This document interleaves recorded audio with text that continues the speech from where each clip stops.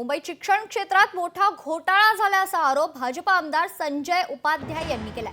मुंबई शिक्षण उपसंचालक संदीप सांगवे भ्रष्टाचार करत असल्याचा आरोप देखील उपाध्याय यांनी केलाय। ऍडमिशन आणि इतर प्रक्रियेत मोठा आर्थिक घोटाळा झालाय। शालांत आयडी देतानाही गैरप्रकार होत असल्याचा दावा उपाध्याय यांनी केलेला आहे। तर मंत्री उत्तर देत असताना सभागृहात गोंधळ सुरू झाला। जो अधिकारी दोषी असेल तर कारवाई केली जाईल असं उत्तर दादा भुसे यांनी दिले। तर एसआयटी मार्फत चौकशी केली जाईल। 150 शिक्षकांना बोगस पद्धतीने भरती करून त्यांनी वेतन घेतलंय, ते शासनाने वसूल करावे अशी मागणी गोपीचंद पडळकर यांनी केली आहे। 13 वर्ष हा अधिकारी एकाच विभागात आहे आणि आता सुद्धा त्यांनी जी बदली केली आहे त्याच्याप्रमाणे त्यांनी प्लेसमेंट केली आहे आणि तो आता असा निरोप देतोय की तुमचे सगळे काम मी करू शकतो, करून देतो, तुम्ही प्रश्न विचारू नका। अध्यक्ष महोदय, मला विचारायचं आहे, आता तो जर महापालिकेत आहे, महानगरपालिकेत आहे, तर तो इथले काम कसे करू शकतो? एवढी ताकद कशी?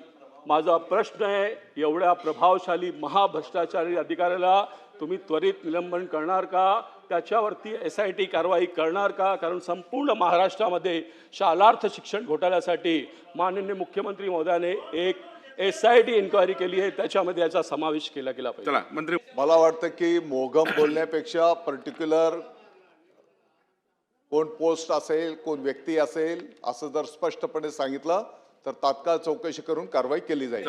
150 लोकांनी दिवसानी रात्री 2 वेळा सरकारचा पगार घेतलेला आहे, तर याच्यापेक्षा दुसरा कुठला पुरावा आपल्या समोर आणण्याची आवश्यकता नाही। माननीय मंत्री महोदय, तात्काळ त्या अधिकाऱ्याला आज निलंबित करणार का? नंबर 1, ज्यांनी 150 लोकांनी पगार घेतलेला आहे त्यांच्या वसुलीचा आदेश आज आपण देणार आहात का? हे दोनच माझे स्पेसिफिक प्रश्न आहेत।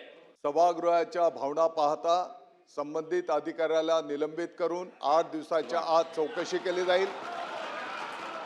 त्या चौकशीतनं जे काही अहवाल पुढे येईल त्याप्रमाणे पुढची कारवाई केली जाईल। असा शालार्थ फेक आयडीचा विषय आणि त्याच्या माध्यमातून खोटी भरती ही नागपूरमध्ये झाली आहे, ही भंडाऱ्यात झाली आहे। माझी शिक्षण मंत्र्यांना विनंती आहे की केवळ मुंबईचाच विषय चर्चेला आलाय, यापूर्वी एसआयटी नागपूर बद्दल स्थापन झाली आहे, भंडाऱ्याबद्दल स्थापन झाली आहे। लक्षवेधी लागते म्हणून त्यांच्या घराचा पत्ता शोधायला 2 लोक फिरतात। अध्यक्ष महोदय, ही अतिशय गंभीर बाब आहे। चौकशीतनं जर बाबी पुढे आलेल्या असल्या आणि ऑलरेडी चौकशी चालू आहे अध्यक्ष महोदय, कोणाला पाठीशी घालण्याचं काही कारण नाही आणि म्हणून चौकशीतनं जे काही पुढे येईल त्यावर तात्काळ कारवाई केली जाईल। लोकशाही मराठी ऐका, पहा, जागरूक रहा।